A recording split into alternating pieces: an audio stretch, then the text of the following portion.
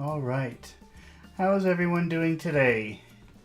Hopefully you're answering well and everything is fine. Well, today we're going to try an interesting experiment. Let me just fix this. Sorry. Okay. So what I've got here is actually a comic, an old comic in the public domain, so I don't get in trouble. And I'm choosing a comic because it's mostly made up of dialogue. And I want to explore three things with you today. The first thing is advanced vocabulary. So, from time to time we read books here. We just finished 1984 and have started Brave New World by Aldous Huxley. And all we do really is talk about interesting phrases and words. So if you haven't seen those videos, I encourage you to subscribe and watch them. It's very useful for learning vocabulary if you're already pretty advanced in English. Now the second thing that I want to explore while doing this is something new for me, thinking about intonation. Because recently, in some classes that I've had, intonation has become an issue. It's never really been too much of an issue before, or maybe it always was, but I just didn't know what to call it. Now, intonation is a very interesting subject. It's also very complicated, extremely complicated. So we can only focus on one thing today about intonation.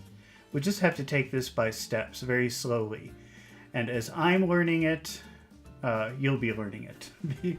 So the thing that I want to focus on today is called tonality. Let me just read the definition of tonality for you, if I can find it. I have many, many windows open right now. Here it is. Okay. So this is from a book about intonation. So let's talk about what tonality means.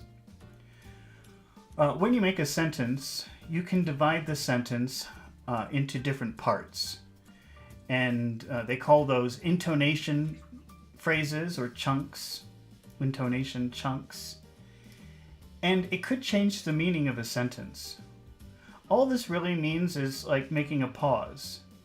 In this book that I'm reading about intonation, I have it open and I just want to read a part. For example, if a speaker says, "We don't know who she is," it's possible to say the whole utterance in a single intonation pattern. So if you just say without pausing, "We don't know who she is," that's one way of communicating the idea. But there are different ways to divide the phrase. You could say, for example, "We don't know who she is." And so you pause, and that divides the phrase into two different ideas. How does that sound? We don't know. We don't know who she is. The emphasis is on the fact that you're still trying to figure out who she is. Let's try it a different way. We don't know who she is. So this time the emphasis is on well, we don't. Other people probably know who she is, but we don't know. Here's another example. We don't know who she is. What's the difference between we don't know who she is and we don't know who she is? This next one, we don't, where the pause is after don't. It sounds like you're correcting someone. Oh, you know who she is. No, we don't know who she is. And finally, we don't know who she is. So those are three phrases. We don't know who she is. And in this one, it sounds like you're saying, how does that sound? I'm just doing this with you for the first time. So forgive me if it sounds like I'm thinking about this. Let's see. Hadi is here. Hi, Hadi. I'm surprised to see you. My gosh, it's the middle of the night in Pakistan. Yeah, it's almost midnight there. And Fariboris says hello. Hello, Fariboris. Let's see, the final one. We don't know who she is. It sounds like you're establishing a fact or correcting someone. So there are all these different ways to say the same thing, and they all mean something different, and this is called tonality. So we won't be always doing it, but we'll do it sometimes just to play around with the idea and get more used to it. Me and you, because I haven't really done this before. So it's kind of a new experiment, all right? So that's another thing that I want to focus on. Maybe this is too ambitious, but we'll see.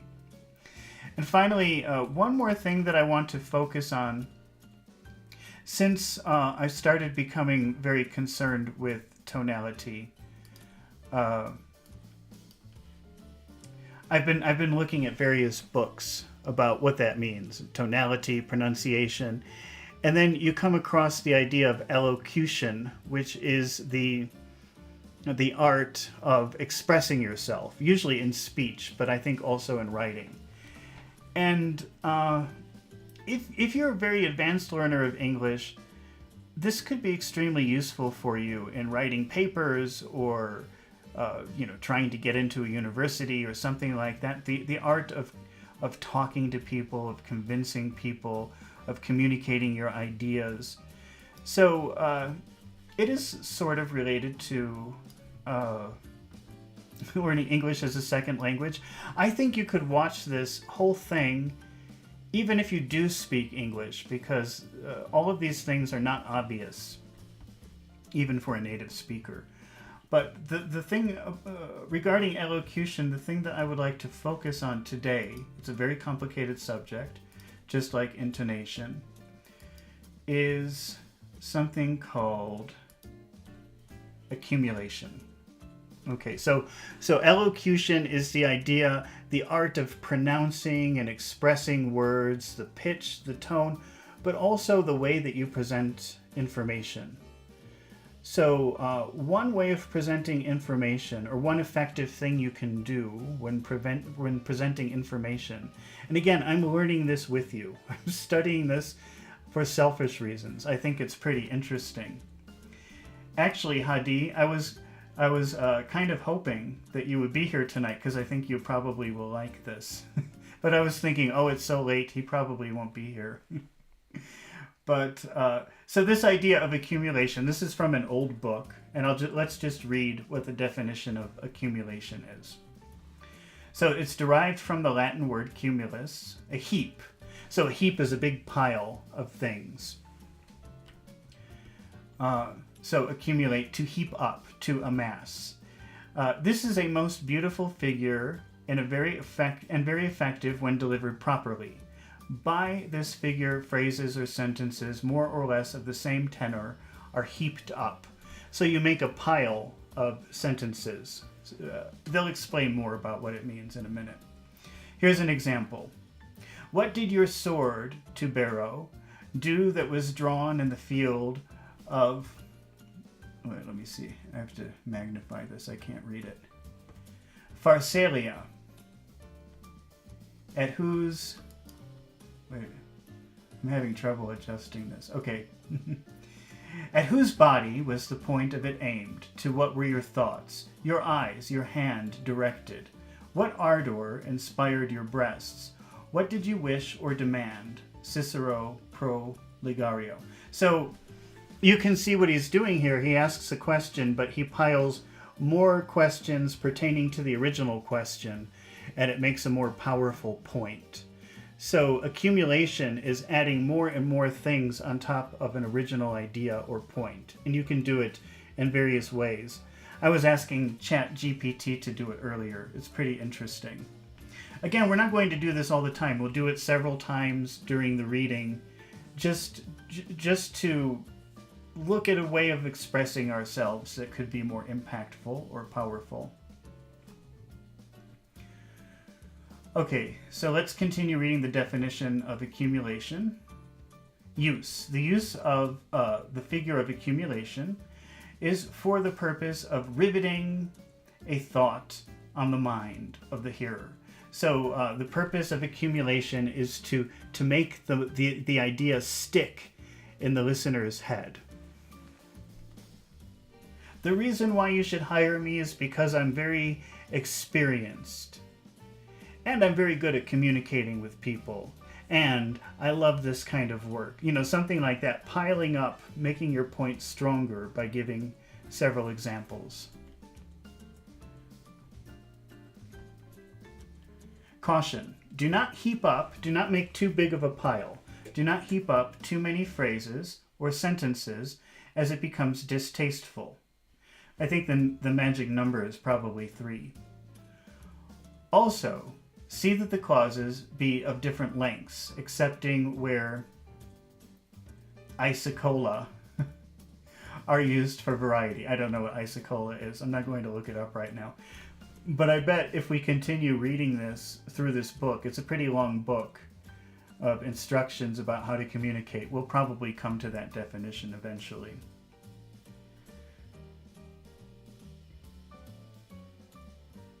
Wait, let me get this bigger.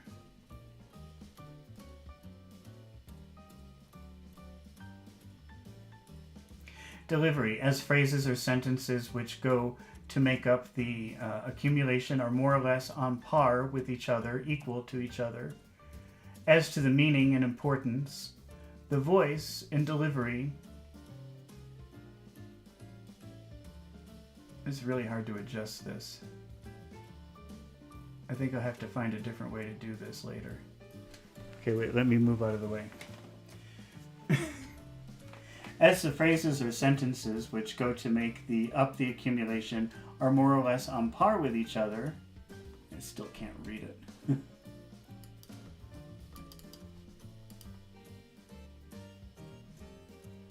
The meaning or importance, the voice in delivering them does not increase in force step by step as it does in, so they're saying don't change your tone of voice. But let me read the second part. There's a second part here. So there's something later on that they'll talk about called cumulative or anabasis. So they're saying when you're doing this accumulation, do not increase the intensity or speed of your voice. Just say it in a neutral way. But it ascends and descends with a separate inflection on each and a subsequent pause, as if each stood independently, just as a person traversing a series of rolling hills ascends and descends, one separately. In the accumulation of direct interrogative sentences, the voice commences and ends with a rising inflection. But in the case of assertive interrogative, in the above example from Cicero, it rises towards the center and falls at the end. Maybe we should just look at that for a second and repeat it. And make sure that we're rising in the middle of each idea. Wait, let's see. Oh, we're off to a slow start. Let's see. Farabor says a succession of phrases, clauses, or sentences of approximately equal length and corresponding structure. Well, that might be the modern definition, but according to this book, which was written maybe like 130 years ago, and they were much better at speaking back then than they are now. He's saying do not make them the same. Don't make them the same length.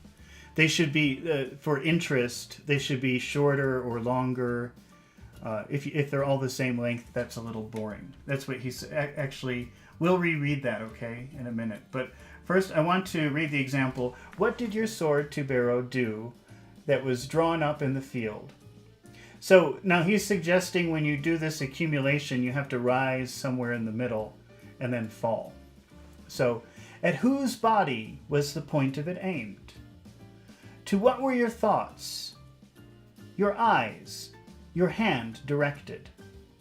What ardor inspired your breast? What did you wish or demand? Can you hear the rising in the middle and then the falling? I think I'm doing it. It sounds pretty good to me. It sounds pretty fancy, actually.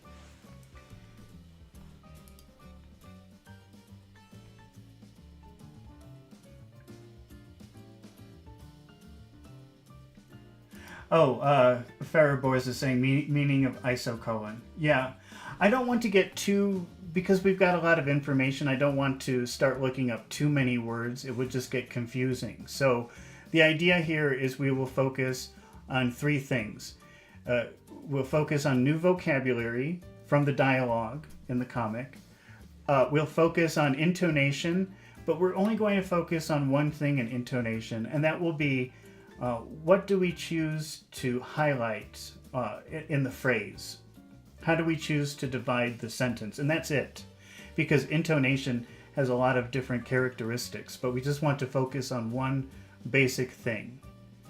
And then also play around with this idea of accumulation. So a couple of times while we're reading the dialogue, we'll also add some accumulation to it and see what happens. But I don't want to get too technical with all of these. I don't understand it. It's complicated. And I think we just go slowly, and it should be pretty interesting. Hadi says, like you're doing it in a meticulous way, so thoroughly to make others understand, to be very precise in detail. Not to be, I don't think it means to be precise, though. I think what it does is, what it means is to be memorable. You know, so imagine you're in a job interview, and they say, why should we hire you? Okay, well, you might say, well, you should hire me because I'm very good at my job. But it would be more memorable if you could pile some things on top of that, and then it will be stuck in their head, and then they'll remember you. You should hire me because I'm really good at my job. I have been doing this for over 20 years. I have been in every kind of situation you can imagine. And I'm always learning new things. See, all of those are related, and it's kind of reinforcing the original idea so that in the end, it's much more memorable than just saying, I'm experienced. You've drilled it into their head, and they won't be able to forget it. And I think that's what they mean. Not about being meticulous, not about giving details, which could be boring. This is actually about excitement and getting attention and being remembered. Do you see the difference?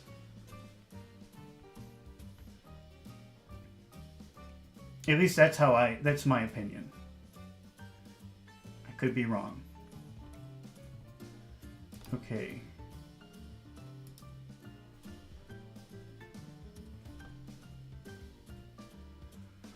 Oh.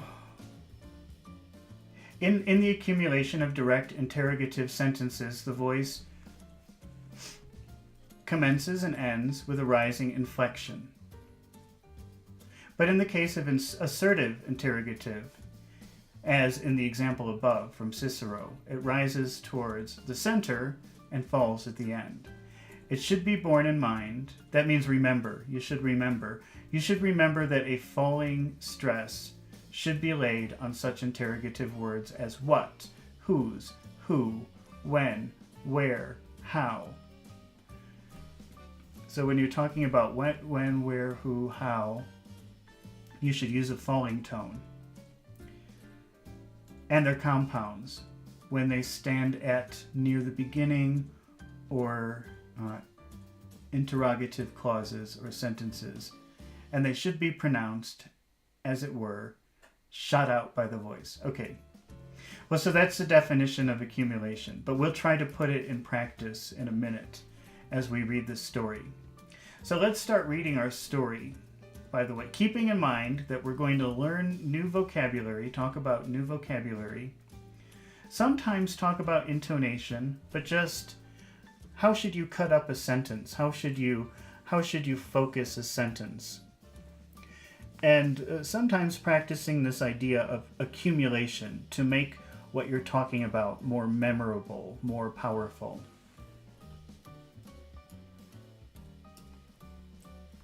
Okay, and I'm not an expert on these things. I'm just reading it with you, learning it with you right now, okay?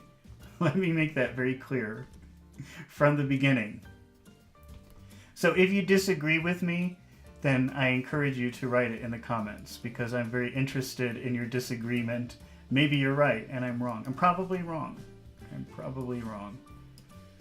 Just exploring Okay, well, so let's get started.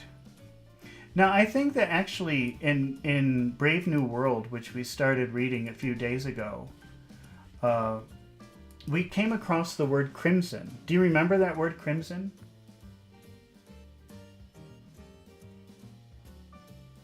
Oh, Hadi says, no, I just tried accumulation piling up. I didn't even see it. Let me see again. Like you're doing it in a meticulous way, so thoroughly to make others understand, to be very precise in detail. Yeah, you're kind of like driving your point by repeating things in a certain way. Sorry. Sometimes it's hard to discern what people mean when, because we don't have intonation in writing, it's hard to sometimes see that. Okay. Well, do you remember the word crimson? If you were watching during Brave New World, the first, I think in the second chapter, they use the word crimson. Crimson is a type of red. It's the type of red of blood. So the Crimson Gang, that sounds like the blood-colored gang. Sounds very scary. So Midwest cops smash the Crimson Gang. You might not know what is meant by Midwest, so I'm just going to show you. Farabor says a kind of reddish tone color for crimson. Yes, but it's really, when you see the word crimson, that's usually associated with the color of blood. So it's that type of red, blood red. Let me just get a Google Maps going here for a minute.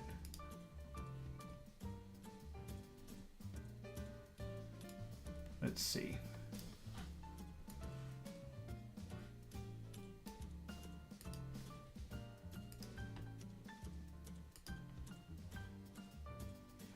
Okay, so here's a map of the U.S. And the Midwest that's where I grew up, by the way. You see where Chicago is.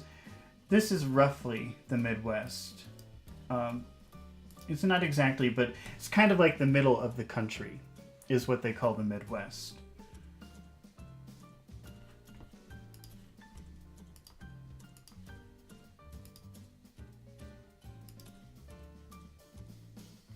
So the Midwest cops smash the Crimson Gang. Farabor says, I remember the song Band King Crimson by the way, Face Blue Smiling. I have heard that name before, King Crimson. I just know the name. I'm not really familiar with that group or how they sound. But yeah, the reason they probably say crimson, though, it sounds scary. Crimson, the color of blood.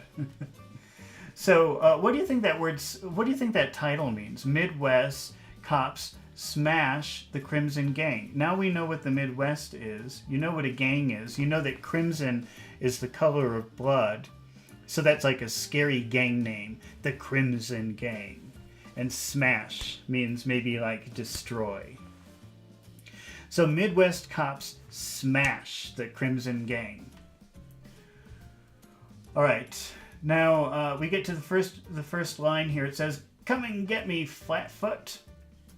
You see that mark, the A-N, and then the mark, and that mark is called an apostrophe. And when you see that, that's always used for contractions, because what it means is that there's a letter or letters missing. So here, actually, this phrase, "come and get me," that's come and get me. But because the D is missing, they put a mark there. That means some letter or letters are missing. Come and get me, Flatfoot. We're not going to do the intonation until we get to the next page, because we have all of these descriptive things to read. It would just take a long time. So I think this is already, I'm pretty sure this is going to be a pretty long class. So I'm just trying to make things move a little bit fast. All right, flat foot. A flat foot is, most feet have an arch in the middle. This is like the arch of your foot here. But some people have flat feet. It's a medical condition. Now, this story is from the 1950s, so they're using 1950s sort of vocabulary. And before, I would say, starting around the 50s or 60s, police used to walk around the neighborhood. They didn't drive now they only drive their cars. But it used to be that police would always walk. They would never drive a car. And so the criminals used to call them flat feet because they were always walking around, making their feet flat. So it's a disrespectful name for police, but I don't think it's used anymore. So we don't really have to worry about it too much. So come and get me, Flatfoot. Hadi says, crimson is red. Yes, but it's like there are different shades of red, and crimson is blood red. So not just any red. It's a special red. Okay. Now the guy with the gun, the detective, says, "You can't escape, Ludwig. Drop that gun." And then the woman here says, "Shoot him in the back, copper," like he gave it to Vince. Now the word, you probably know the word cop, which means police officer. And it used to be considered pretty disrespectful. And I wouldn't really encourage you to use the word cop, especially in front of a cop. Because it's not very nice. But copper even sounds more disrespectful. So don't ever use copper. But I think it's okay to say cop. I just wouldn't say it to a police officer. They probably don't care. It just doesn't sound nice, though. Okay, now we have to read through this yellow part here. All right, let me see if I can move this down. So this is not dialogue. This is just a narration or description of what's happening. The sinister operations of the Crimson Gang spread across a tri-state area and ran with such grim precision that the wheels of justice could not turn fast enough to grind the criminal enterprise to an early doom. Oh, there's so much vocabulary in here. Okay. The sinister operation. Sinister is a word for evil. Actually, it's the Latin word for left. Left-handed. Left-handed. I'm left-handed, so I write with my left hand. And my grandmother was a very religious person, tried to force me to use my right hand because she considered anything to do with the left hand to be evil. And even in the Latin language, sinister means left, but it also means evil. So people don't think like that anymore, I don't think. Not most people. But, so the sinister operations, the evil operations of the Crimson Gang spread across a tri-state area. Yeah, Hadi says Crimson Gang might be a gang who enjoyed a bloodbath. Possibly, but I think they just give them that name because it sounds scary. Oh no, the Crimson Gang, the color of blood gang. So I think that's really the only reason why they do that, because it's supposed to intimidate people or make them scared. Okay, the word grim, because it says the Crimson Gang spread across a tri-state area and ran with such grim precision that the wheels of justice could not turn fast enough to grind them to grind the criminal enterprise to an early doom. Oh, this language. I guess comic book language is much more colorful than normal people language. But let's just look at the word grim for a minute. The official Google definition is forbidding or uninviting, depressing or worrying to consider. Grim is a negative word. It's a very negative word. Used when you see something and it makes you feel uncomfortable. So let's see, what was grim here? So if you say the future is grim, that means the future is not good. It seems depressing or worrying, uninviting, something like that.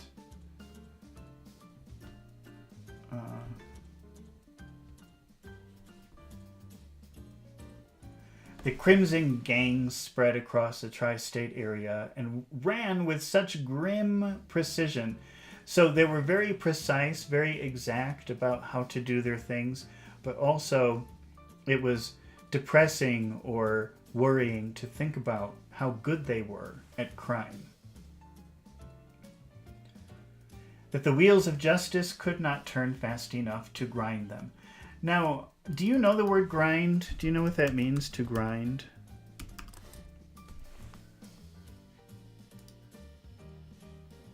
Just, let's see. Just want to show you what a grinder is. A grinder is something that makes powder. So, you can have a coffee grinder. So you have the big coffee beans on top, and then you have the coffee grounds on the bottom.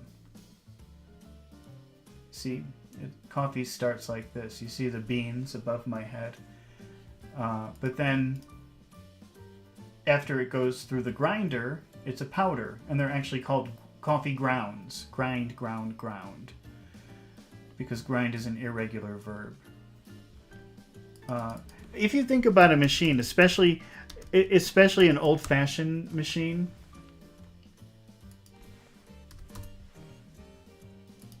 like a watch or a clock or anything else mechanical, you get these things called gears.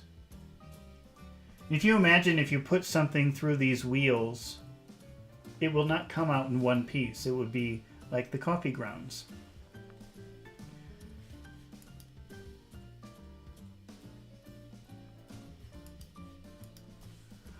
Putting your nose to the grindstone.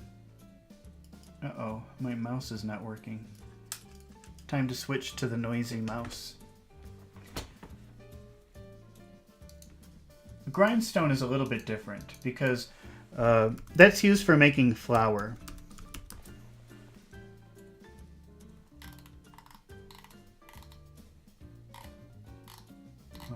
Let's see. Well, I guess it could also be used for sharpening knives. Usually when I think of a grindstone, I think of flour. So this is a different kind of grinder for crushing wheat to make flour.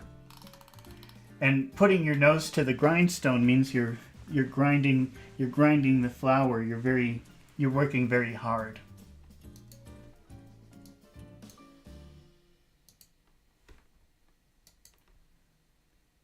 Okay. Let's try to get back to the... Oh, maybe I can use this to zoom in, though. Somehow I'm going to make this work. Okay. So the Crimson Gang spread across a tri-state area and ran with such grim precision. So they were so good, so exact about their crime. It was worrying. It was depressing. Grim precision. That the wheels of justice could not turn fast enough to grind the criminal enterprise to an early doom. A doom is a very unfortunate future, a very bad future. Okay, but a singing suspect, a rubout, and a terrified gun moll. Oh my gosh. Okay. Imagine that we rob a bank. So you and me, Hadi, we're going to rob a bank. Okay, and I say, if the police catch you, Hadi, you better not tell them about me. So you can go to jail, fine, I don't care. But don't tell them about me. Don't tell them you did it alone. Don't involve me. But then when you go to the police and they say, Hadi, I'm taking you to jail. And you say, it wasn't me, it was him. That's called singing like a bird. So when somebody sings to the police, if somebody is singing to the police, that means they're telling everything. They're telling all of the details of the crime, the truth.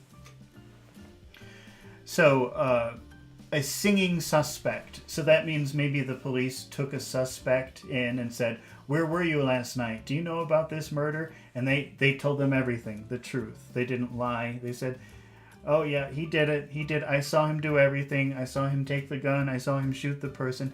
He sang like a bird. He's a singing suspect. Okay, I had to look up this word rub out, which means it's like an assassination, a murder. It's not common. You don't have to worry about that word. I think it's old-fashioned. And so is gun mal. Okay, mal is short for Molly. Molly is a girl's name. And gun mal, that's like the female, the girlfriend of the criminal. So you've got the criminal, the bank robber, and then you have his girlfriend. She also has a gun. And so she's just like a female partner in crime. But it's not a common phrase in modern English. Don't worry about it.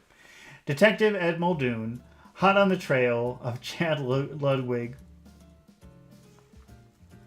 If you're hot on the trail of something, that means you're very close to finding it. So so this is an expression. I'm hot on the trail of finding the solution. That means I'm this close to finding the solution. I'm very, very close to finding the solution. The police are hot on the trail of the murderer.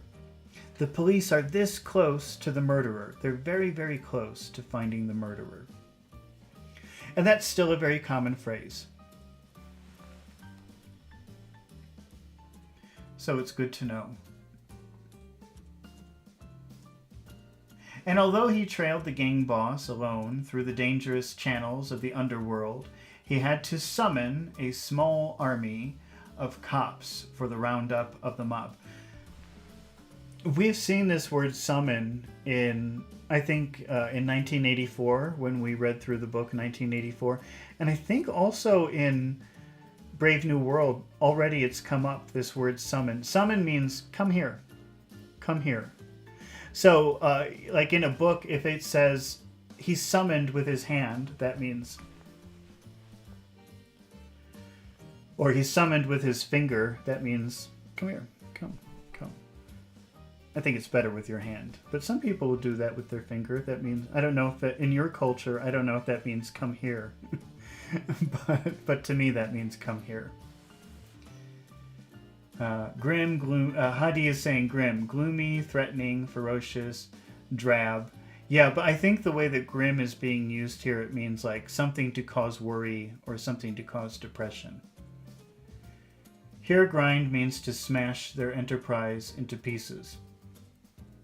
Yes, but I think also, like if you say to here grind means to smash their. So in Pakistan, you would say they ground the criminal gang, and that would mean that they destroyed it. I think that you would like in English, it would be better to say smash. They smashed the Crimson Gang, and that's why it's the title. They smashed the Crimson Gang. Grind, you can use to mean to break into small pieces, but probably not the way that you want to use it in Pakistan.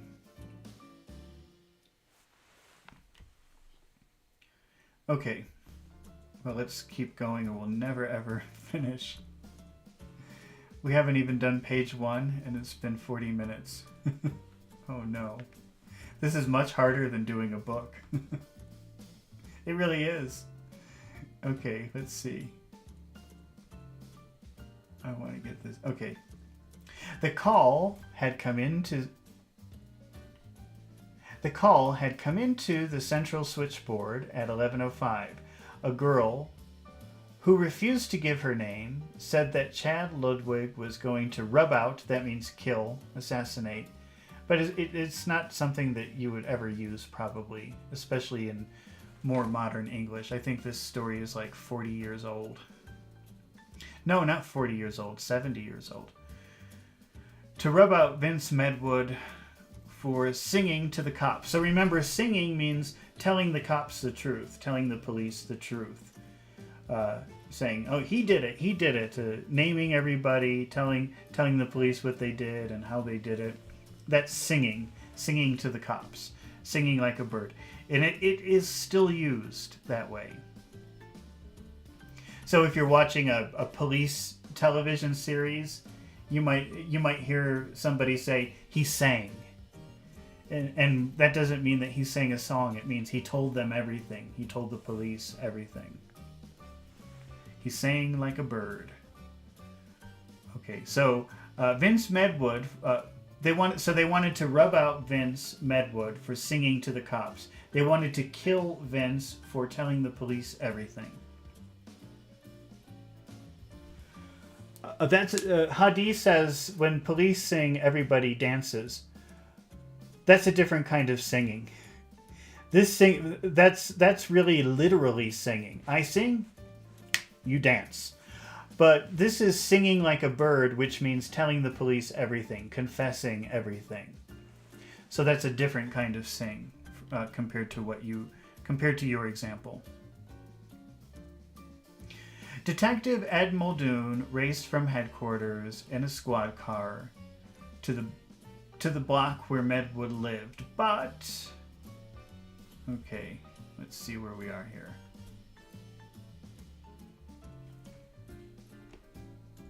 I'm not sure how to read this. Should I read the...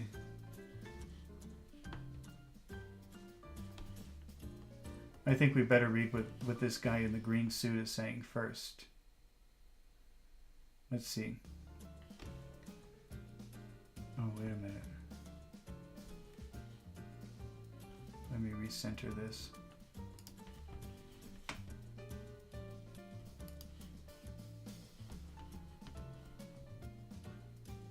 Okay, we'll have to adjust this as we go, I guess. That dame of Vince's must have tipped the cops. Okay. Dame is a very disrespectful word, meaning woman, and it isn't really used anymore. It was used more in the 1950s and before. You could still use it, but it's not nice, and people might get angry with you if you say it. It's not a bad word, but it's just very disrespectful to use that word. So, that dame of Vince's must have tipped the cops. So to tip the cops, to give a tip to the cops, means to give a little piece of information to the police. By the time they get up here, I'll be over the roof and making for LaSalle Street. Okay, but let's play around with intonation a little bit with this first line here. Okay, so that dame of Vince's must have tipped the cops. By the time they get up here, I'll be over the roof. Okay, let's use that sentence. By the time they get up here, I'll be over the roof.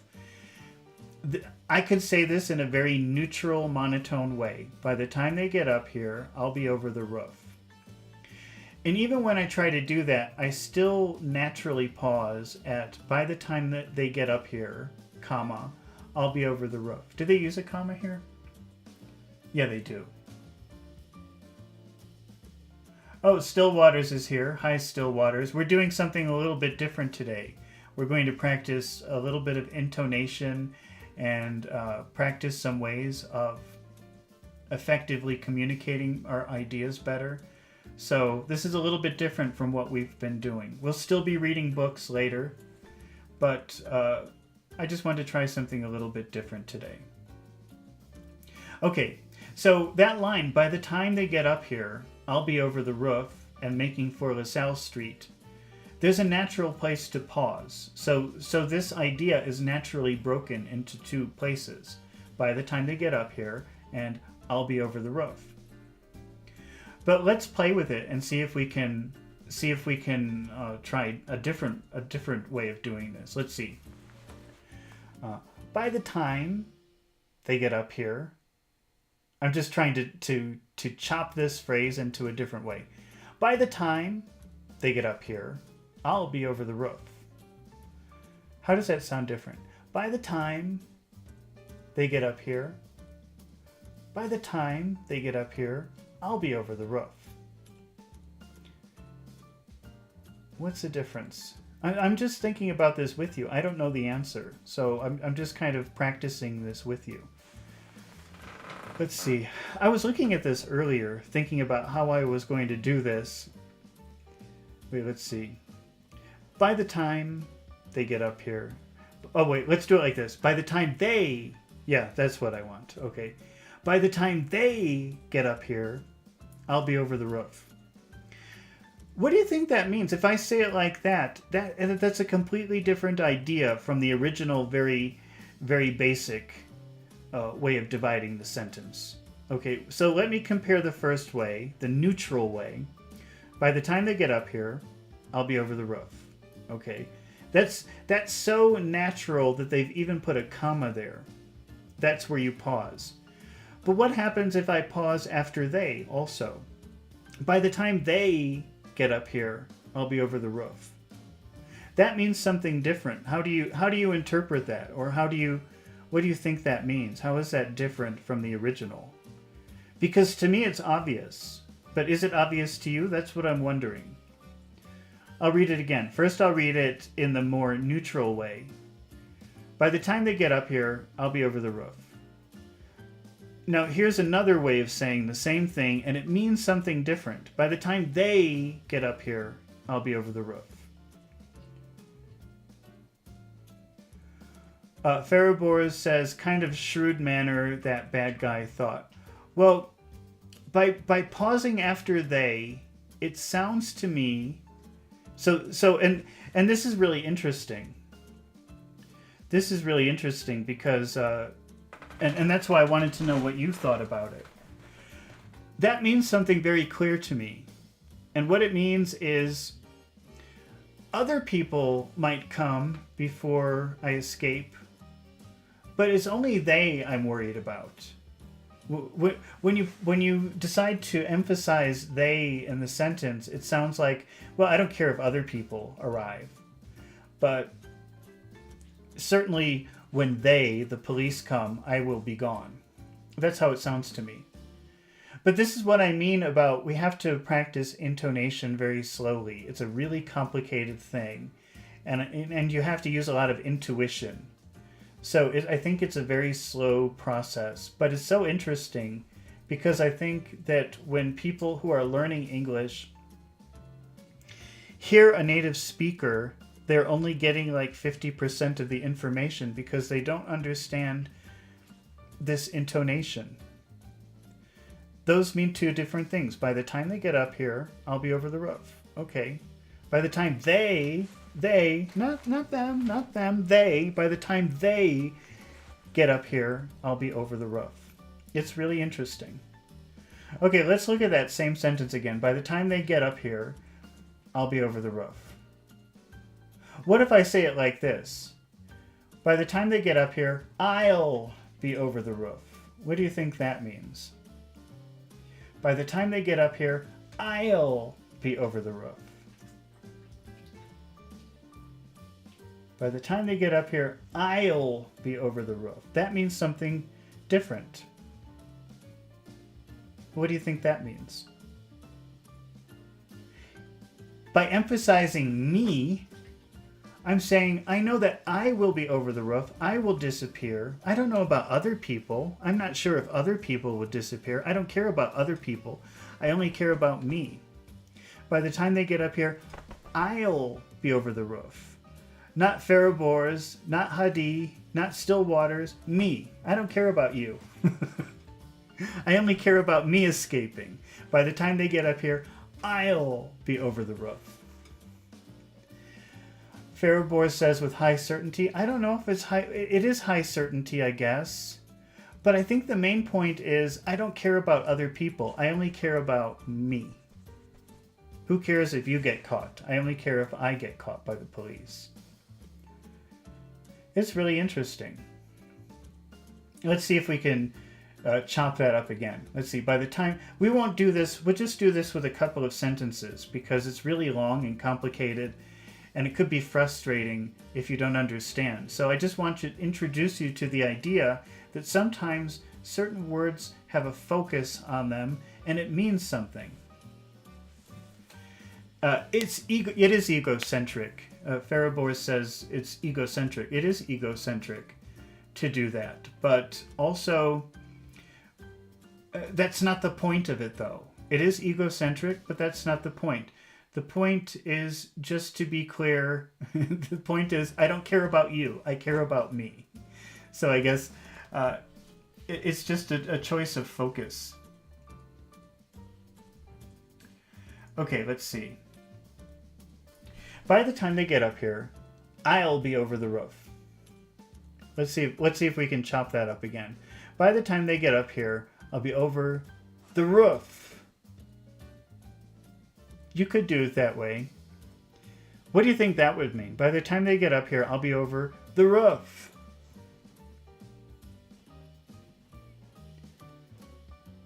It kind of means I won't be over other things, but definitely the roof. So maybe like I won't 100% escape, but at least that one thing I will be able to accomplish. By the time they get up here, I'll be over the roof. See how focusing on that one thing makes the other things smaller. It says, I don't care about the other things, or the other things aren't important, or something like that. Okay. Now, it's interesting that he says making for LaSalle Street. Making for LaSalle Street. In 1984, that began with Winston. I can't believe I remember this from several months ago when I first started reading that book and making videos about it. But I do remember in the opening chapter of 1984, Winston enters his building and he makes for the elevator. He makes for the stairs. And I think I remember that. What Farabors is saying, so that means my plan, my criminal man, would work. Well, if you're emphasizing roof, it means definitely you will pass the roof, but not sure if you will pass the other things. Just like, well, let's review that just for a minute, and then we'll talk about make for. Just choosing to focus on some extra special word, because we already have a place to pause in the sentence, okay? They even put a comma there. By the time they get up here, comma, I'll be over the roof. So you're supposed to pause where the comma is. That's what a comma is. It's a pause. So by the time they get up here, I'll be over the roof. The place you're expected to pause is in between the two ideas. But if you make a pause on a different word, if you choose a different word, suddenly you're adding a different idea into the sentence. And it seems like all three of these have something in common. Let's go back. By the time they get up here, I'll be over the roof. So if we pause after they, it sounds like, well, I don't care about other people coming up. It's just, those people are not important. It's just they. If they arrive here, I won't be here anymore. That's all I care about. And if other people come, that's not important to me. So you're just focusing on they, and everything else becomes unimportant. And the same thing happens if you focus on I'll. So again, read the neutral way. By the time they get up here, I'll be over the roof. That's a very neutral way. Now let's focus on I'll. We'll pause with I'll.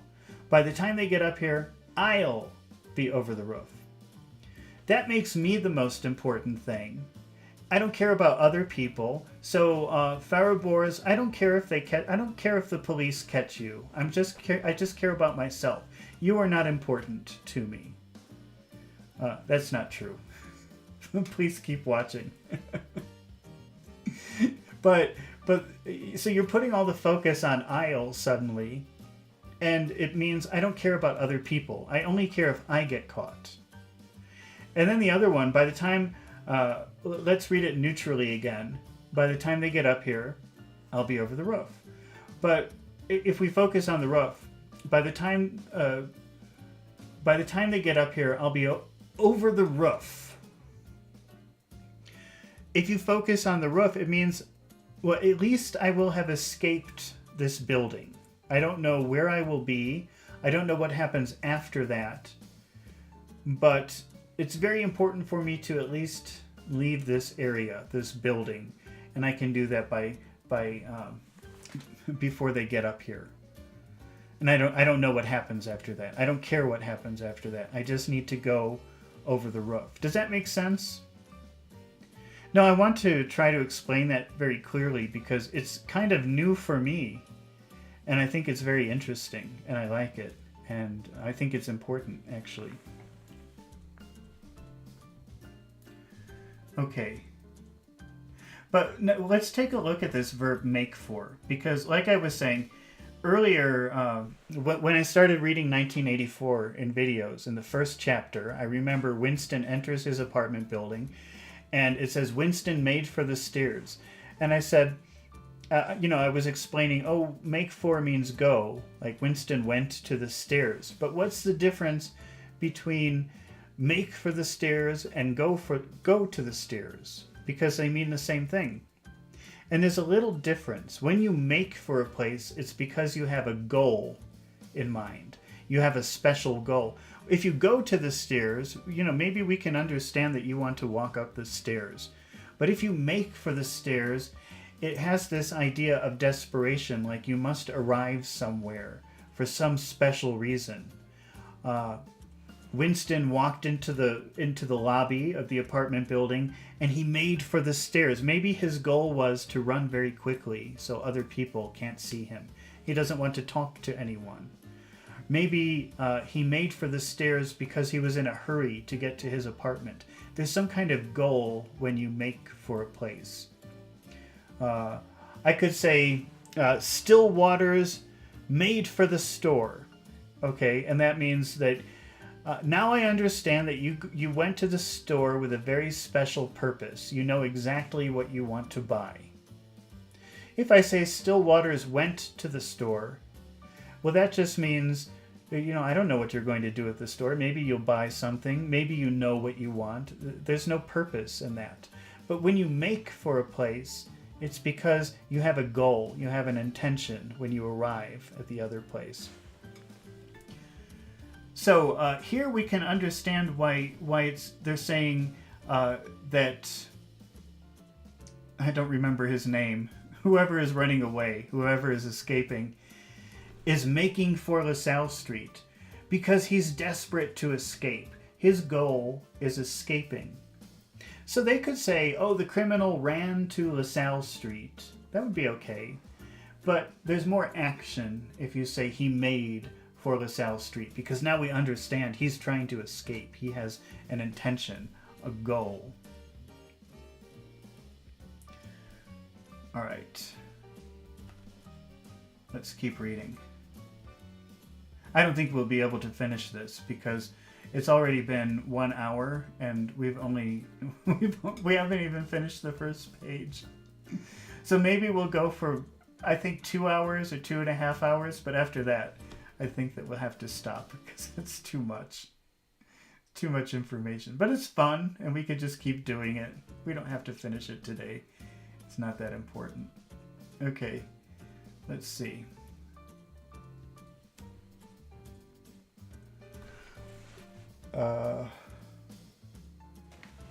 So we already, wait, where did we stop? Okay, I'll just reread this again. That dame of Vince's, so remember, dame, don't use that word. It's a very disrespectful way to talk about girls or women. It sounds funny sometimes, but people will get offended. Don't use it. It's not bad. It's not a bad word, but it's not nice. That dame of Vince's must have tipped the cop. So tip, remember, is to give a little piece of information. By the time they get up here, I'll be over the roof and making for LaSalle Street. Okay, if he starts shooting again, let him have it, Schaefer. I'm going in. To let someone have it means to do something without restraint. So, here's an example. My boss was very angry with me, and he let me have it. That means he yelled at me. He told me what he really thought. He didn't try to stop. He told 100% of the truth. If you're beating someone and you let them have it, that means you didn't restrain yourself. You hit as hard as you could. You tried as hard as you could to do the most pain. If you're shooting someone and you let them have it, that means you just keep shooting. You never stop. So it's like no mercy. That's maybe a good way of thinking about letting someone have it, is doing something without mercy. If your boss lets you have it, he tells you what he thinks, and he doesn't try to be nice about it. And maybe it hurts. If someone beats you and they let you have it, they're not showing any mercy. They're not being kind to you. There's no forgiveness. And if shooting, that means you just keep shooting and shooting. You never stop. So if he starts to shoot again, let him have it. That means you start shooting your gun. Don't stop. Kill him. Schaefer, I'm going in. He must have ducked out already. Now this word to duck, it's possible you don't know what that means. Wow, I thought I could finish this one comic in one video, but there's no way. But let's just enjoy the process for the next hour or two. Let me show you a picture.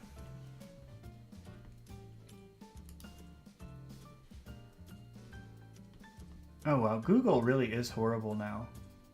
They won't show you anything. Let me try a different.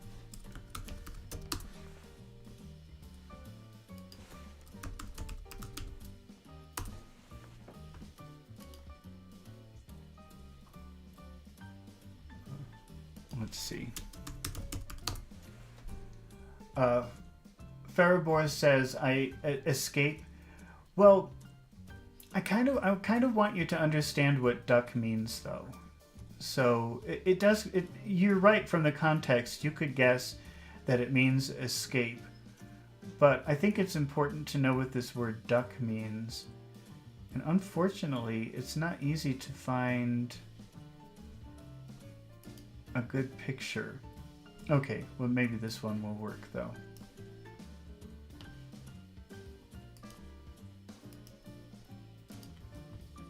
Okay. If you look at this picture, someone is throwing a ball, and when the ball is coming to your face, you could try to catch the ball, or you could try to avoid the ball by making yourself go low. If you make yourself go low because you're trying to avoid something, that is ducking. So a lot of times if some object like a ball is coming towards you, somebody might say, duck! That means make yourself go low to avoid getting hit. So ducking is moving down, but to avoid something, to avoid being hit by something. Ducking out means making yourself low and hiding to try to escape. So, Farabors, you're right when you say that ducking out means like escape. But the idea is kind of making yourself low and hiding to escape. And Farabors says it's a fancy word for escape or leave. I wouldn't call it fancy, but it is a way of saying escape. Imagine you're at the office and you're in trouble. Where's Farabors? Oh, I think he ducked out. And then I can imagine you made yourself small and you walked away very quietly. That's ducking out.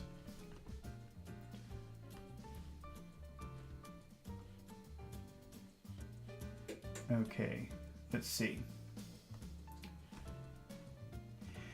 He must have already ducked out. Ed Smitty, he must have already ducked out, Ed. Smitty's covering the front of the house, but if Ludwig made for the roof, so we have make for again. So if Ludwig made, why do you think he's saying, oh, we're watching the house, but maybe Ludwig made for the roof? Why do you think he would say that? What does make for mean? Do you remember what that means?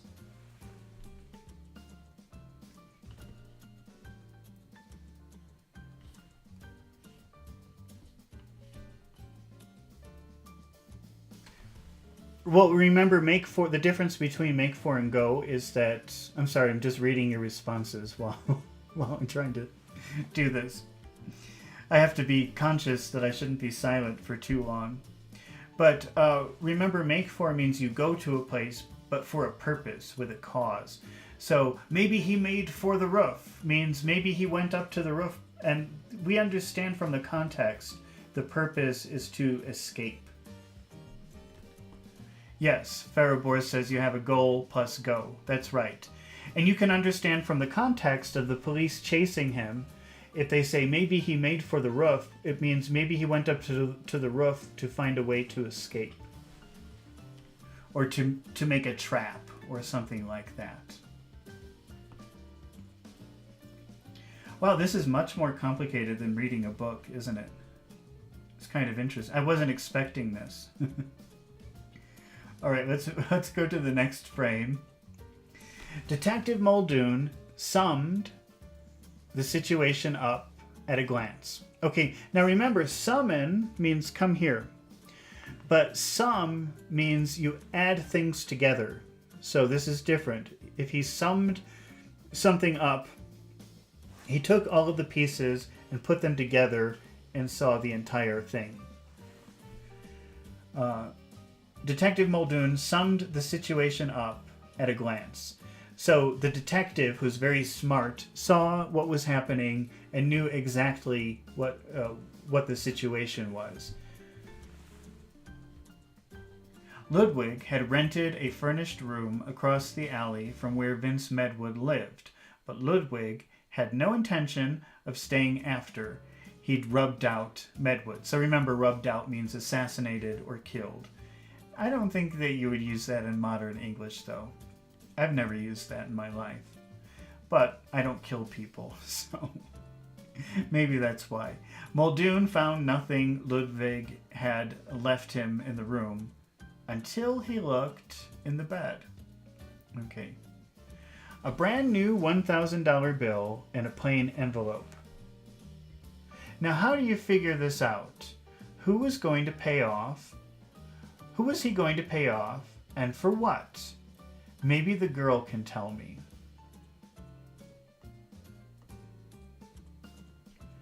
Okay, well, maybe this would be a good time to try some accumulation. But rather than me trying to think about a way to pile up things, I'm going to ask ChatGPT to do the accumulation for me. And then let's see if we agree with what ChatGPT says, because it's not always right. So what I'm going to do is say, let's see.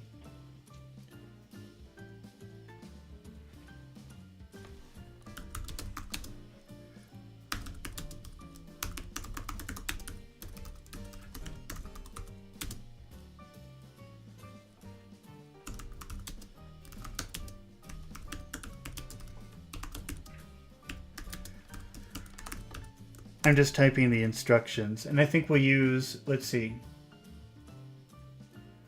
What do you think? And tell me if you want to try a different phrase to practice this idea of accumulation, of piling things on top of each other to make a memorable point. I was thinking, who was he going to pay off? So, who was he going... But if you want to try a different one, just tell me. But let's try to use something from the story. Who was he going to pay off? And for what? That already is almost an accumulation. Let's see what ChatGPT gives us. Okay. Oh. I tried this earlier because I wanted to make sure it would work before I tried it live. And I don't remember which line I used, but this one's not working too well. Because it's just adding one thing. And before it was adding more things. So wait, let's see. What if I say...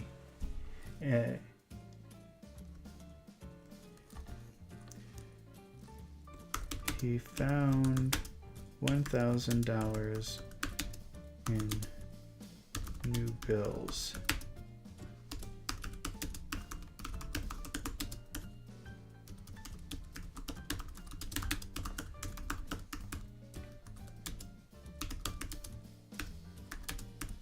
I'm just trying a different sentence. Let's see. He found $1,000 in new bills. Crisp and pristine, neatly stacked in a forgotten corner. See how you're building on this idea of $1,000 in new bills? You always refer to brand... I don't know how the currency is in your country, but in the U.S., when a bill is brand new, it's very beautiful, and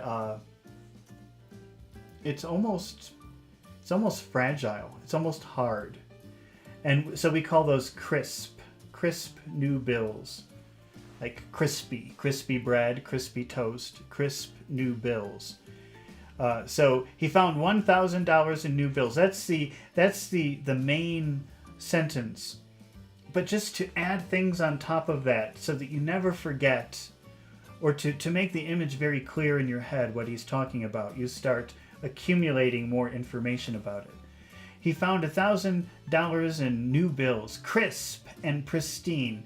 Pristine means in perfect condition. Neatly stacked in a forgotten corner. See, now the person listening automatically just pictures in their mind that whole thing and remembers it very clearly. Let's see. I'm just going to pick another random one because I said give me 20 examples of accumulation for this sentence. He found $1,000 in new bills, like a treasure trove waiting to be discovered in the mundane landscape of his reality. Well, nobody talks like that, of course, but it creates a picture in your head that you don't forget easily. And you could see how powerful this device is when you're trying to convince someone to hire you for a job, or when you're trying to convince a customer to buy your product. You know, buy my English course. It's easy and it helps you communicate, and you know, you get the idea. I don't have an English course. I'm not selling an English course, but I'm just saying that's the way that you put a picture or an idea in someone's head. You give a main idea, but then you accumulate, you build things on top of it. So unless somebody has another line that they would like to use, we'll continue, and we'll practice it a little bit more in the future.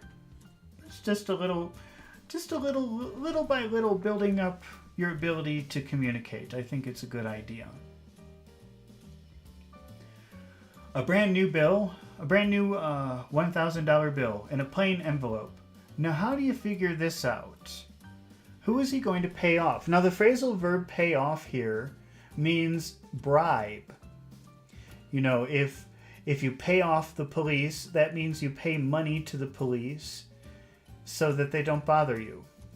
If you're speeding, going faster than the speed limit, and the police stop you, and you say, well, how fast was I going? You were going 50 miles over the speed limit.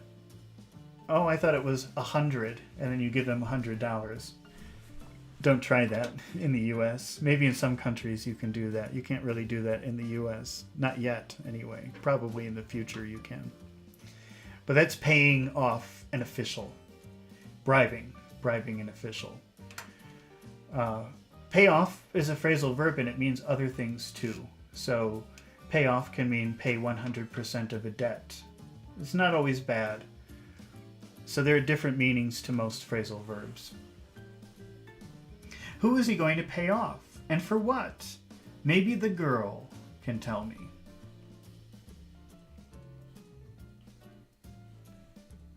Well, let's try intonation with that for a minute. Maybe the girl can tell me.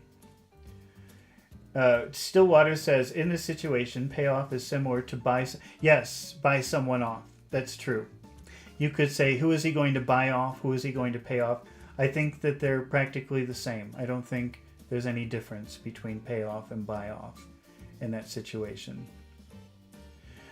I think buy off always means that, like buy and take power over something.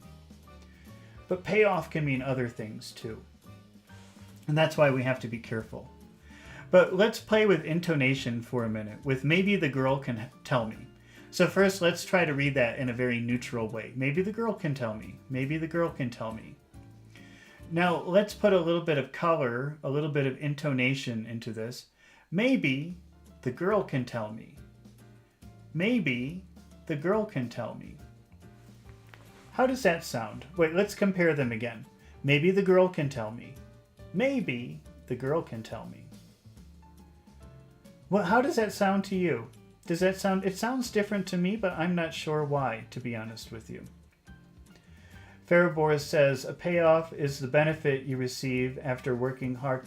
Yes, that's why you have to be careful, because phrasal verbs and the nouns that they form or the adjectives that they form can mean many different things in different contexts. So in one context, payoff can mean bribe, but in another context, payoff can mean compensate. So it's a pretty confusing thing about English. So let's see, what's the difference between maybe the girl can tell me, which is very neutral, and maybe, pause, the girl can tell me? I think by putting a lot of emphasis on maybe, you're raising a lot of doubt if the girl can really tell you. You're already doing that just by saying maybe, but you're making it extra strong by pausing. Maybe the girl can tell me. Let's try it a different way. Maybe the girl can tell me. Maybe the girl can tell me. How do you think that sounds? Based on what we know, we practiced this a little bit earlier. What do you think that means? Maybe the girl can tell me. Fariboris says, sounds like speculation. Yes, it does. Maybe the girl can tell me. It sounds like you're extra not sure if the girl can tell you. You're already not sure because you're saying maybe, but by adding the pause, it's making it much stronger. It's making it more intense. Maybe the girl can tell me. What about this one, though? Maybe the girl can tell me. How does that sound? Stillwater says, from my perspective, I would stress on maybe. But the point, though, Stillwater, is that you could stress any of the words, and each time, whichever word you choose, it changes the idea. So if you put the stress on maybe, you're just making maybe extra strong. But what happens if I say, maybe the girl can tell me? What does that mean? Because that means something very different. But if you think about how we were stressing other words earlier, it's the same idea. That no one knows, but I think the girl maybe knows. So everybody else told me no, but I have a suspicion that maybe this girl knows. So it's like you're isolating the girl. No one knows, but I think possibly the girl knows. Farabor says, only an only girl can tell me. Yeah, but it sounds like, but by emphasizing the girl, it sounds like you already asked other people and nobody knows. But there's something, for some reason, you think the girl can tell you.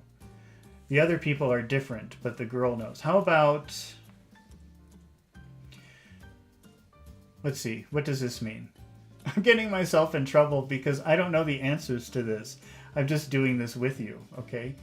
Maybe the girl can tell me.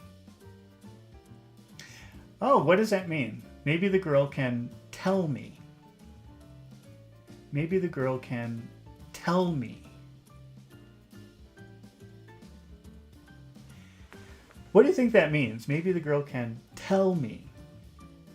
That sounds like, well, she can't write it. She can't draw me a picture.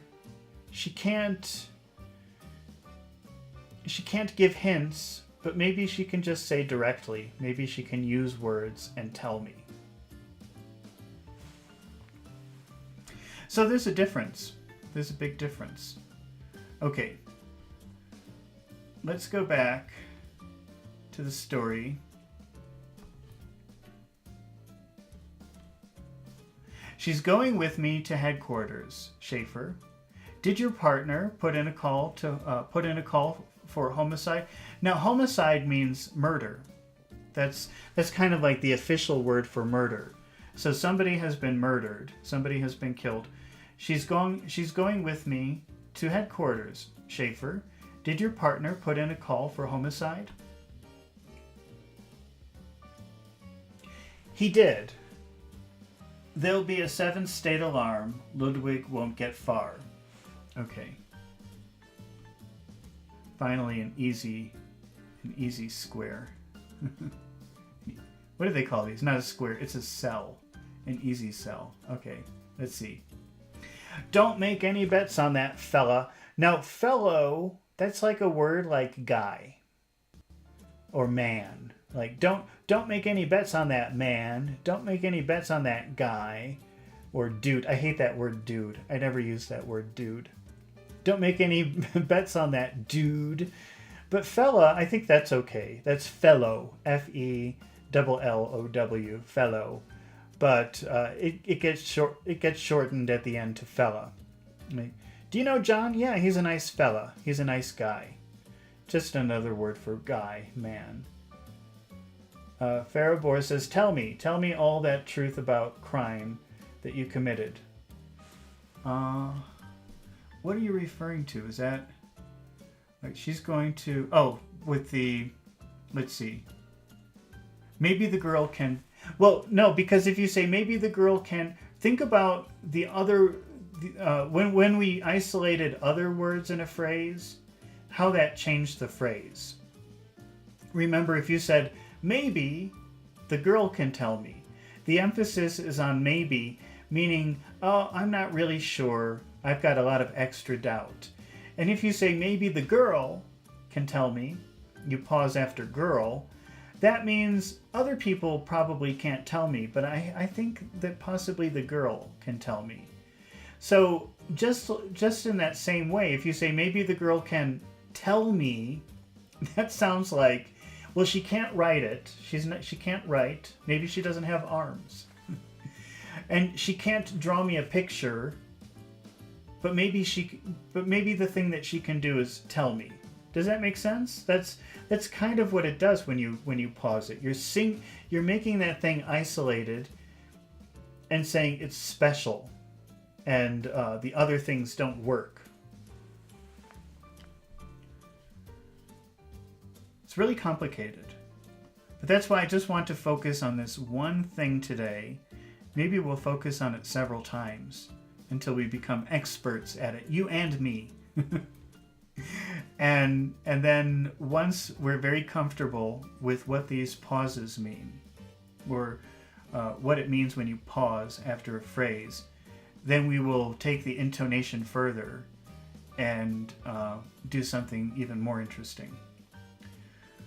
Okay, so don't make any bets on that, fella. So fella, that's kind of a funny way. That's like saying buddy, pal. Don't make any bets on that, pal. Don't make any bets on that, buddy. Fella. It's a little bit disrespectful. Don't go around using it. I don't think that you should use it, but you should be able to understand it. Ludwig is as slippery as a snake and twice as dangerous. His mob connections spread out like the arms of an octopus. We'll have to cut those arms off before reaching. We'll have to cut those arms before reaching Ludwig. Okay. All right. Now we have a car. Wait. Move this up so you can see the picture. You have two people going into a car. Okay. Get in, sister. They don't talk like that anymore. People don't call strangers sister anymore like that. So you don't have to worry about that. Get in, sister. The door on the other side is locked. What if I say that the door on the other side is locked? What does that mean? If we pause after door, the door on the other side is locked. That means maybe the window isn't locked, or maybe, what else? Maybe the sunroof isn't locked, but the door is locked. So by choosing to focus on door, you're saying, I don't know about the other things. I just know about door. So what if we say the door on the other side is locked? What if you say it like that? The door on the other side is locked. Yeah, Farabors is saying focus only on door. But that means you're saying, I don't know about the other things. So there's like an implication, you can't talk about the other things. What if I say the door on the other side is locked? On the other side is locked. That's just focusing on one side. You're saying, I don't know about the other side. I'm not sure about the other side. So if you say the door on the other side is locked, it means I only know about this side. This side is locked. The other side, I don't know. Maybe it's locked. Maybe it isn't locked. I don't know. Let's see. What if I say the door on the other side is locked? How does that sound? The door on the other side is locked. That sounds like a threat. What does that mean? The door on the other side is locked. The door on the other side is locked. It almost sounds like you can't escape, but I'm not sure why. I think we have to explore that more. It sounds a little bit scary. Okay, better play it smart, and we'll give you a break. What's your name, and how come you were with Vince? Do you know that how come is another way of saying why? And it's very common. It's used all the time. Instead of saying why, you can say how come. It's pretty normal. I can't go to work today. How come? And that means why. It's another way of saying why. How did they use it here? Better play it smart and we'll give you a break. What's your name and how come you were with Vince? Why were you with Vince? Vince was my boyfriend. Let's do some accumulation with Vince was my boyfriend. Let's see what we could have here. Let's see.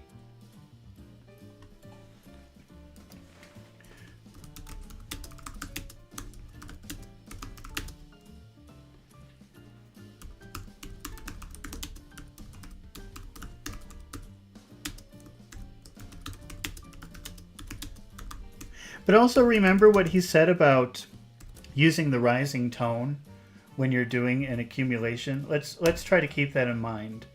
So I asked ChatGPT, give me some examples of finishing with accumulation, Vince was my boyfriend. So let's see what ChatGPT said. Vince was my boyfriend, my confidant, my partner in crime. But you see, notice the difference in length also?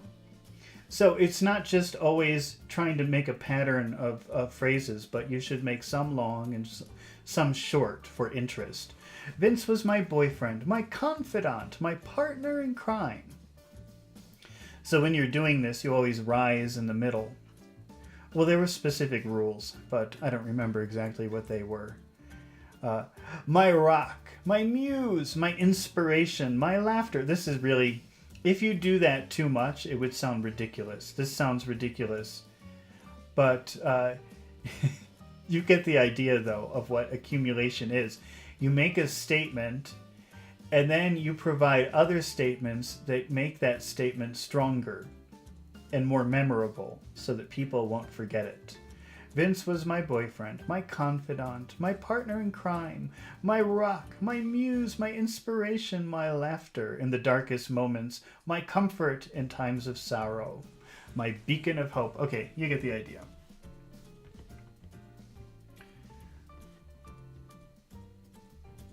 I'm Terry Hiller, but don't let my name get in the papers.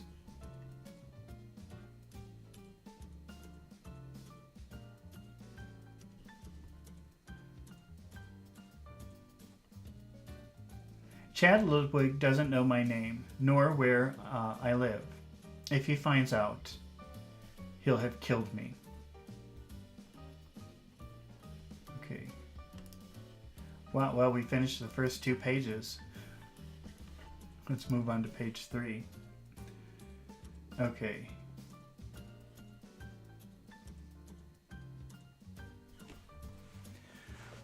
On Deputy Chief Inspector Burns's office at police headquarters, Terry Miller suddenly clammed up. Okay, to clam up, do you know what a clam is? Let me show you a picture of a clam.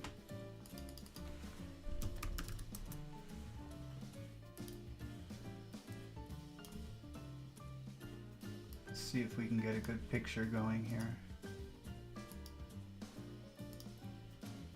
This is a clam.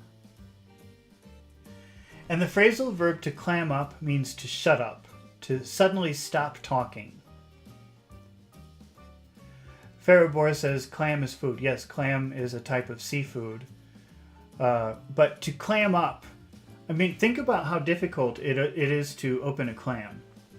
So when somebody suddenly stops talking or refuses to talk because they don't want to get in trouble, they clam up, they shut up, and they don't say a word. It's very difficult to make them talk. And that's what clam up means here. Farabor says seafood. Yeah, I think seafood is one word. I'm pretty sure.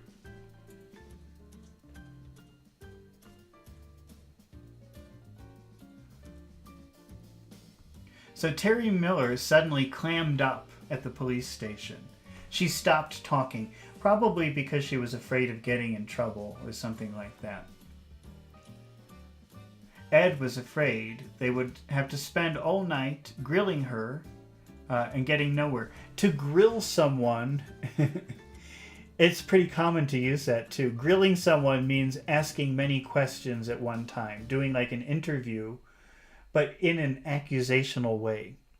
So usually people in authority grill other people, and that just means that they ask many questions and expect answers. So if the police are grilling someone, you can imagine someone sitting in a chair and the police asking many questions. Maybe the parents grill a child. Maybe, who broke the vase? Where were you? Well, who broke the vase? I don't know. Where were you? Where was your friend? What time? You know, grilling is just a succession of asking questions.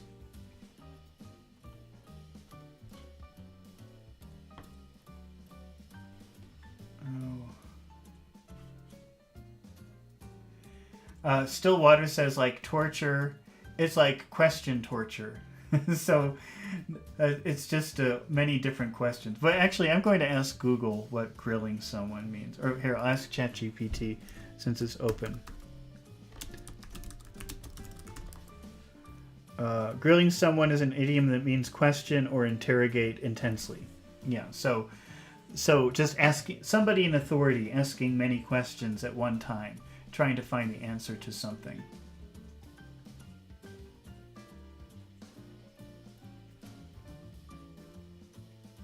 So Terry Miller suddenly clammed up, so she shut up. She stopped talking. Ed was afraid they would have to spend all their night grilling her. So Ed was afraid that they would spend all night, where were you? What were you doing? Why were you there? Who was with you? Grilling her. And get nowhere.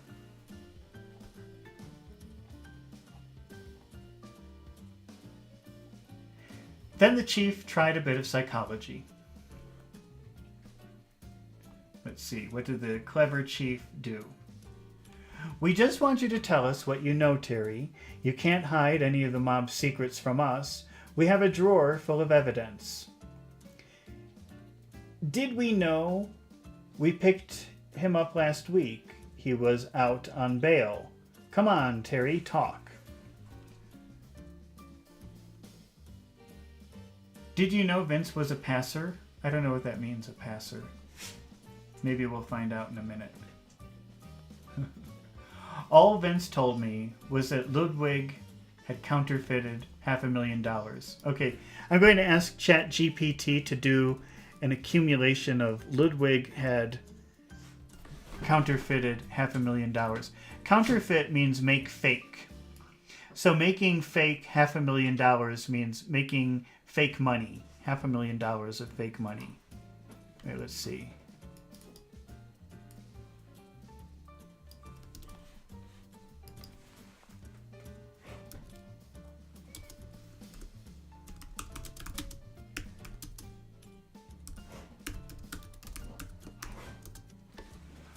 Let's see.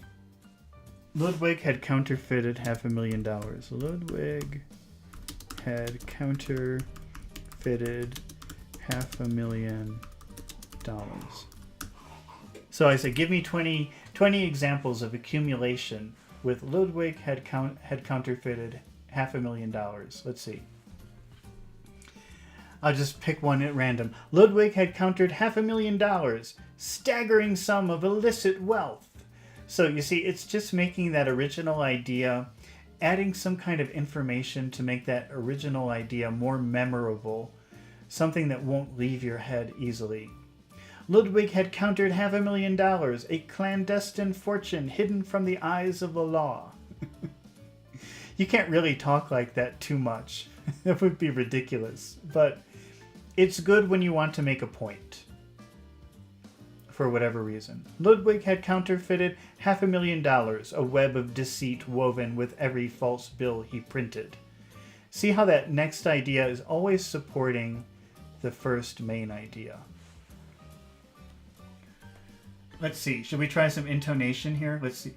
All Vince told me was that Ludwig had counterfeited $500,000 in traveler's checks. The gang had been passing them in 12 states. To pass a check, well, I don't know if you know what, I don't know how old you are, if you know what a check is.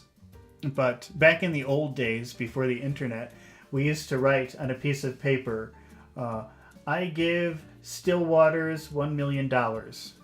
And then I would give you the piece of paper, and then you could put it in the bank. And the bank would take $1 million from me and give it to you. Or I give Farrabros $2 million. So that's a check. Passing a bad check would be to write a check if you don't have the money. So people used to do that. They would go to the store. This is before computers. And they would write a check, buy a new TV, $700. So you, instead of giving $700 of money, you would write on a piece of paper, a special piece of paper, I give the store $700, and the store would take it and give it to their bank, and the banks would transfer the money. But what people used to do, bad people, was they would go to the store and write on this special piece of paper, but they didn't have that money. That's a very illegal thing, and you could go to jail for a long time for doing that. But that's passing a bad check. And here, how did they say it? The gang had been passing these checks in 12 states. So these were bad checks. And the gang was passing them in 12 states. They're mixed up in gambling, blackmail, smuggling. It was you who phoned in that Ludwig was gunning for Vince. Vince didn't tell you. How did you know? I hate that expression, gunning. I'm not going to explain it because I don't want you to know it. I don't ever want you to use it. If you want to know, look it up. I don't want to encourage you. I can't tell you, Chad. Chad will kill me. I can't tell you, Chad will kill me. One of his men will dump me into the river with a 100-pound bar of lead. Come clean, sister. That phrase, come clean, means tell the truth. So when somebody says that, they're saying, I know you're lying, you tell me the truth. That's what come clean means. So he says, tell the truth, sister. Come clean, sister. You were two-timing Vince. Okay, two-timing means, so if Vince was her boyfriend, if she was two-timing him, that would mean that she had another boyfriend, like a secret boyfriend. That's what two-timing means. Oh, John and Mary got a divorce. Why? John was two-timing her. That means he had a secret girlfriend. Or not so secret anymore. That's what two-timing means. You were two-timing Vince, weren't you? Chad Ludwig knows your name and where you live. What if we put some intonation there? Chad Ludwig, I can't say his name. Chad Ludwig knows your name and where you live. let's just say Chad. I can't say his last name. Chad knows your name and where you live. Let's see. Chad knows your name and where you live. Chad knows your name and where you live. What does that mean? If I say Chad knows your name and where you live, what does that mean? It means that Chad knows, and maybe other people don't know, but Chad is special and he knows. And that's all that matters. Let's try a different one. Farabor says, Chad knows, not Alex. That's right. That's exactly what it means. So, Chad knows your name and where you live. I shouldn't pause with and where you live. Chad knows your name and where you live. Okay, let's try another one. Chad knows your name and where you live. It doesn't work because of the second part. Wait, let's see. Chad, what if I say Chad knows your name and where you live? How about that? Chad knows your name and where you live. Farabor says Alex is an example. That's right. So Chad knows, but not Alex or John or Mark or whatever. What if we say Chad knows your name and where you live? Chad knows your name and where you live. What do you think that means? Chad, know. Now you have to think about that, the meaning of that word know and how it works in here. Chad knows your name and where you live.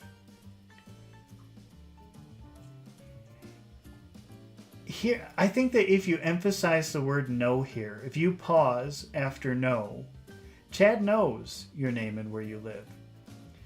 It sounds like maybe you didn't think so. Maybe you didn't understand that or you didn't realize that. But Chad knows your name and where you live. So that's kind of interesting because I think that's very word dependent. And I think before, when we were doing these other things, I'll go, it was very clear that it was me and not others. But when you're saying Chad knows your name and where you live, you're emphasizing knows.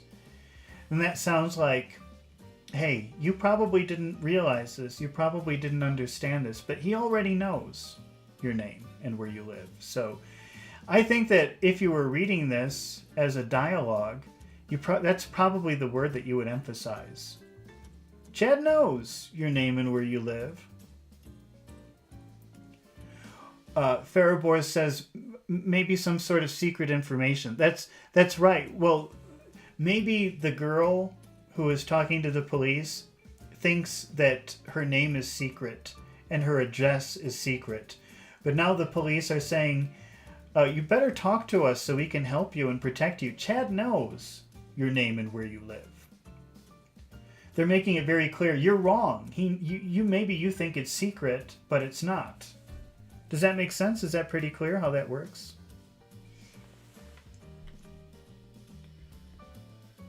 Okay.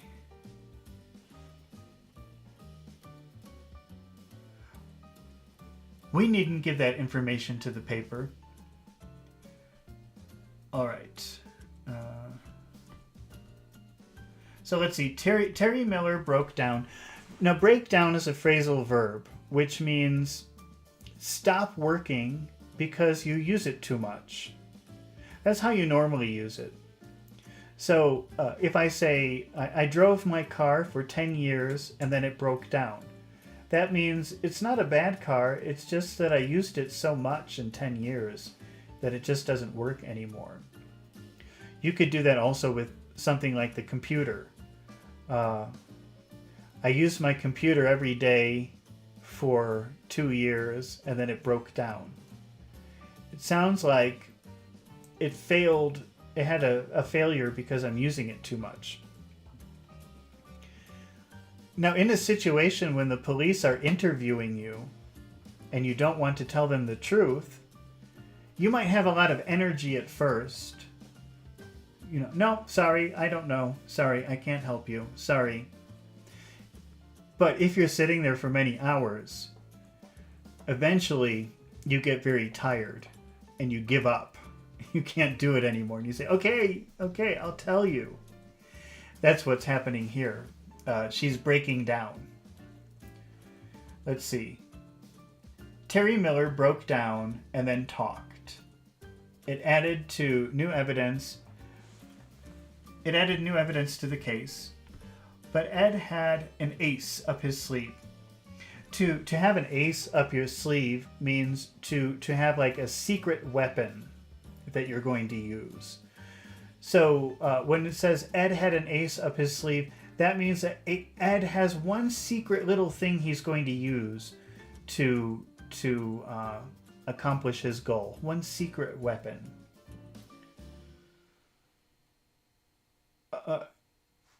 Farah Boris is saying like wore out. Yes.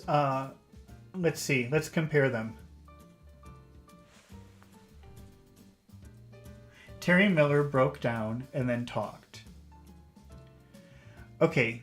In order to say wear out, you would have to say they wore her out and she talked. So you'd have to phrase it a little bit differently. They wore her out and then she talked. And when you say that, the focus is on the police officers making her tired. But when you say she broke down, the focus is on how she feels. Do you see the difference? They wore her out. That means the focus is on the police and how they made her tired. But when you say she broke down, the focus is on she feels tired, and we don't really know. We can understand from the context why, but we don't really know why.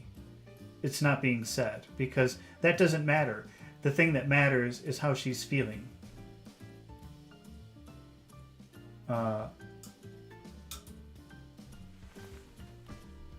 Okay, let's keep going here. All right, okay. So I was seeing Chad too. He let slip about renting that room. So I warned Vince, and when Vince said he was going to surprise Chad, I ran to a phone.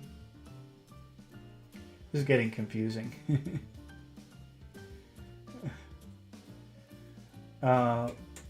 Mr.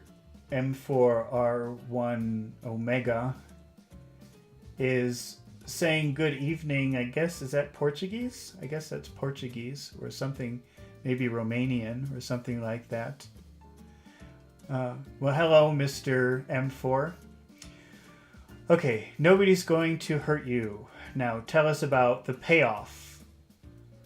Remember what that means, payoff? That's like a bribery. Or paying someone to go away or to leave you alone. I mean, they're talking about criminals here, so I don't think that it could be bribery.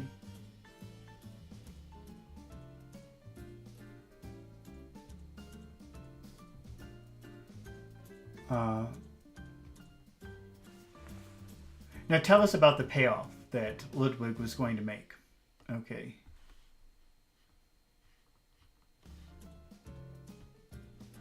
Let's see.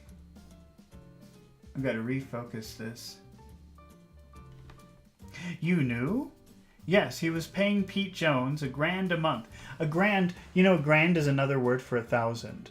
So if you say, I make $4,000 a month, that means I make $4,000 per month. So a grand is another way of saying 1,000. So here it says, you knew? Yes, he was paying Pete Jones $1,000 a month. That means he was paying Pete Jones $1,000 per month. For keeping... Oh no. I'm trying to make this... It's hard to focus the bottom of the page. Okay. For keeping a phone tap on the Tri-State Wire Services private line. Oh, this is getting very complicated. I don't even understand what they're talking about. A wiretap is when the police listen to your telephone conversations. So if you say, because a wire is remember before wireless things, before Wi-Fi, everything was connected with wires. And tap means, Well, actually, let's look at the word tap for a minute. That's kind of an interesting word. Do you know where maple syrup comes from? Or did you ever try maple syrup? Because it could be that you're in a country where they don't have maple syrup. Then I feel bad for you if you don't have maple syrup. Or have you ever heard of maple syrup or what it is? It's something that is used especially during breakfast. What it's famous for is having maple syrup for breakfast. So if you've ever had pancakes or French toast, maybe where you live they put something like honey or something like that, but in North America the typical thing would be to use maple syrup. But if you don't know how maple syrup is extracted, you see how they put a little thing in the tree and then the syrup comes out of the tree. And that little thing that you put in the tree is called a tap. So, to tap something means to put something in to extract. So if the police tap your phone, you can imagine they put something in your phone to extract the audio so they can listen to what is coming out. Farabor says tapping the tree. Oh, so are you in Canada, Farabors? Because then you probably know. Because you said, oh, especially in Quebec. How do you know that? You must be in Canada. You could say tapping the tree. Tapping the tree would mean putting that thing in the tree to extract. Tap really kind of means extract. Actually, let's take a look at this. So that's like a syrup tap. But of course you must be familiar with a water tap. This is a water tap. So you can use tap to mean like extract or take from. That's what tap can mean. And then if you go to a bar, then you might see a sign at the bar that says beer on tap. And all that means is they serve beer in this way, not from a bottle or a can, but they serve the beer like this. That's beer on tap. Stillwater says, I'm not a fan of maple syrup. Yeah, I know, a lot of people say they don't like it, but I grew up with it my whole life, and I love it. And if I have pancakes or French toast, I must have maple syrup. Lots of butter and lots of maple syrup, or I'm not happy. But I know a lot of people don't really like it.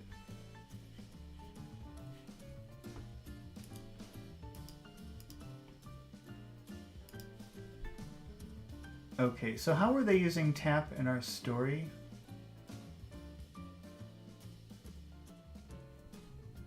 Farabors, so Farabors, you're in Vancouver. Do you like maple syrup?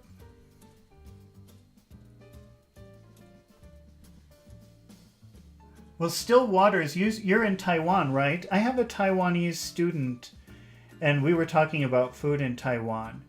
And she was saying that breakfast in Taiwan is a very, very popular thing. But, and we were looking at pictures of like Taiwanese breakfast buffets, and everything looked really good. And I think I don't remember what kind of things that we saw though. Do they do pancakes and French toast in Taiwan? Okay, let's see. Where's tap? We're getting sidetracked here. Okay. Terry Hiller broke down and then she taught. Oh wait, maybe we started over here. Okay. So I was seeing Chad too. He let slip about renting that room. And I warned Vince, and when Vince said he was going to surprise Chad, I ran to a phone.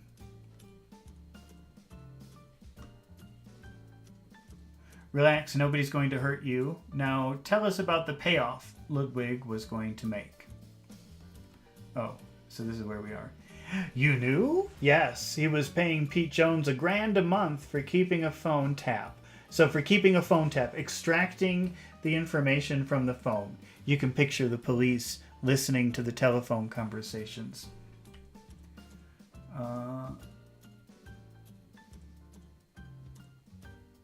So that's how Ludwig's mob could sell racetrack service at cut rates. Cut rates, let's see. Farabor says, I like a dessert called pudding chaumeur. So that's a French thing, obviously. I don't know what that is. Pudding chaumeur. Let me look at a picture of pudding chaumeur.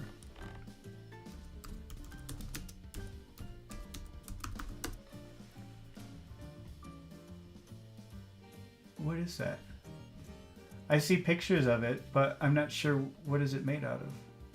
Maple syrup cake, otherwise known as pudding chaumeur. So it seems like just a cake with a maple syrup. It seems good. It looks good. It's like a cake with maple syrup and cream. I would eat that. I've never tried it. I've never heard of it before, but I would try that definitely. Okay, let's see. And Stillwater says, haha, your student is right on the money. Yeah. Well, because she's living in Europe, and she just returned to Taiwan for a visit during the winter. And I said, oh, what kind of things did you do? And what did you eat? And what did you have? And that's how we started talking about breakfast and how much she misses the Taiwanese breakfast. It looks pretty unhealthy, though. But then so is pancakes and French toast with butter and syrup. That's pretty bad for you. Let's see.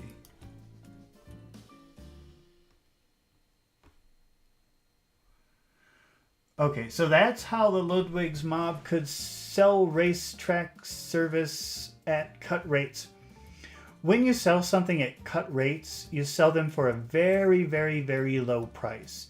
An extremely low price. And maybe a desperate business will sell things at cut rates, or maybe a criminal business will sell things at cut rates. Criminals, because they can steal it and then sell it for a very low price. Desperate companies maybe will sell things at cut rates to make their name known, to attract more people. So for a very short time, they might sell at a very low price.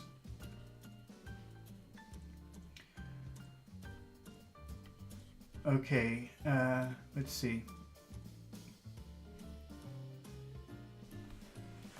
We'll hold you in the women's detention house.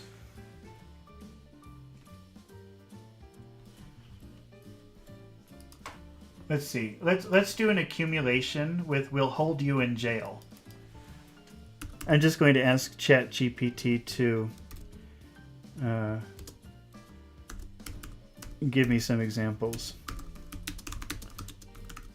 So each time I do this, I'll pick another thing. Like, so this time we're just using this tool called accumulation. But then next time we'll focus on some kind of different aspect of intonation. And then also we'll focus on a different aspect of elocution, or communicating in a memorable, stylish, easy to remember way. So let's see.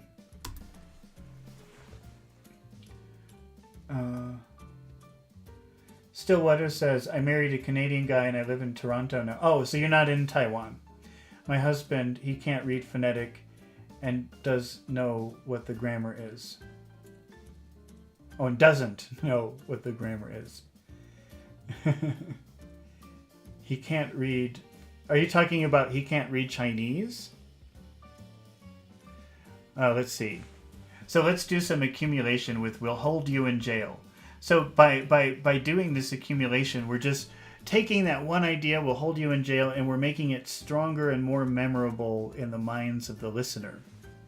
We'll hold you in jail behind bars of steel and concrete, surrounded by echoes of your regrets. It's very, Very strong. Okay, we'll hold you in jail in a cell devoid of light and hope, where time stretches endlessly before you.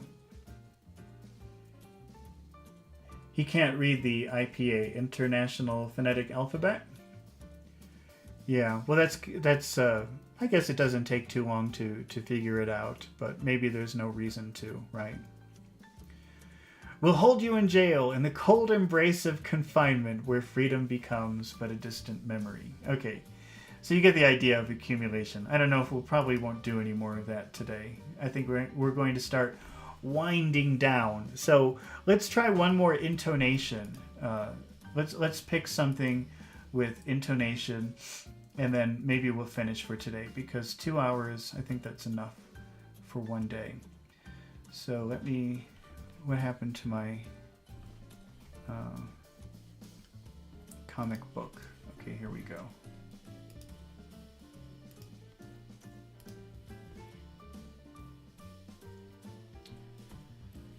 All right.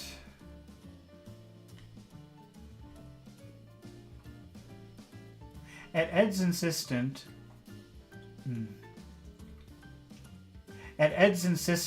the chief allowed an exception to be made.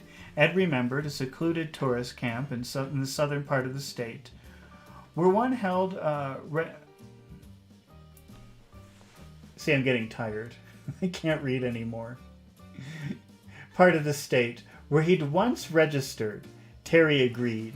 She'd feel safe there, and registered under a different name. We've got the goods on Ludwig. That's like police terminology. To have the goods on someone means they have evidence. So if they can catch him, they can put him in jail because they have the goods on him. They have the evidence on him. We've got the goods on Ludwig, so it doesn't matter if you run out on us. But for your own safety, don't worry, I won't even go out for meals. You've been a real pal. Hope the Crimson Gang doesn't order flowers for your funeral. Okay, whatever. So let's see. We've got the goods on How would you read that in a very neutral way? We've got the goods on Ludwig. We've got the goods on Ludwig. What if I say, we've got the goods on Ludwig? I shouldn't exaggerate that much. We've got the goods on Ludwig. What would that mean? You're isolating we, so it sounds like just us, not the other people. Just us have the evidence on Ludwig. We've got the goods on Ludwig. Yes, Farabor says we as in the police. That's right. That's the we that we're talking about. So we have the evidence on Ludwig. What if we say we've got... Wait, I shouldn't exaggerate that word got too much. I just want to pause. The only thing we're doing with intonation today is just pausing a little bit. We've got the goods on Ludwig. We've got the goods on Ludwig. How does that sound? If you decide to pause after got, what does that mean? We've got the goods on Ludwig. Farabor says, polices? No, police is... Do you know that police, that word police comes from a verb. To police means to watch. To make... Well, actually, where's that? Because police kind of comes from... All right, I don't know the origins. I can't check right now, but it's not a countable noun. Well, or it's already plural, and it's never singular. That's what it is, because you say police are, not police is. So it's plural. It's always plural. The police are here. See, there's no plural. Police is plural. But it's also uncountable, because you can't say one police, two police, three. You could. You could say that. One police, two police, three police. You just never pluralize it. No, it's already plural, and it's never singular in the sense that you can't say the police is. The police is here. You would have to say the policeman is here. The police officer is here. The police woman is here. You'd have to put some kind of countable. That's a weird word. That's a pretty strange word. So you always say police are. And you can say a. It sounds weird to say a police. One police, two police, three. I wouldn't say one police. One policeman, one policewoman. You have to add a counting word. One policeman, one policewoman, one police officer.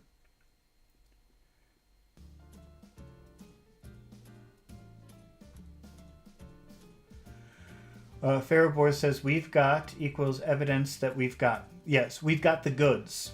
The whole phrase is we've got the goods. And that means we have the evidence. That's police talk, though. So it could be used some other times, but it's always about evidence, having evidence to prove that somebody is doing something bad or wrong. So if we say let's pause after got. We've got the goods. We've got the goods on Ludwig. That sounds like finally we have it. What were we doing with know? He knows your address. Like, you're wrong if he thinks he doesn't know the address. He knows the address. You're wrong if you think he doesn't. We've got the goods. So that's like the pause after the verb. We've got... I'm just figuring this out with you. This is kind of new for me, but I like it and I want to explore it and go into very big detail about intonation. So this is just the first time. But it's very important. And I think it's always skipped in an English class. So that makes this kind of unique. We've got the goods. So that means like if you're putting the emphasis on the verb, it means like finally, in this case, because got and know are very different words, but I think the focus here is on like finally we have the goods. We've got the goods. Let's see. We've got the goods on Ludwig. So now we're putting the emphasis on evidence. We've got the goods on Ludwig. I'm not sure what that would mean. We've got the goods. What do you think that means? We've got the goods on Ludwig. Maybe it's like we didn't know that there was evidence before, but now we have it, so we're sure that there's evidence. Okay, well, I think that we have to stop here for today. It was really fun, and I'm happy for all the people who stayed and watched. I'm really glad that you stayed, and I'm happy that you participated and asked a lot of questions. And next time we'll continue with the story. And what did you think? This is my first time kind of practicing the idea of intonation and also practicing the idea of communicating more effectively and better by training yourself to give more details or make what you're saying more interesting. Do you find that helpful or do you think that was boring? Let me know, because I think it's kind of cool and I want to continue doing it, but if nobody's going to watch, then maybe I won't do it. All right, well, thank you everyone, and I will see you next time. Enjoy your weekend. Goodbye.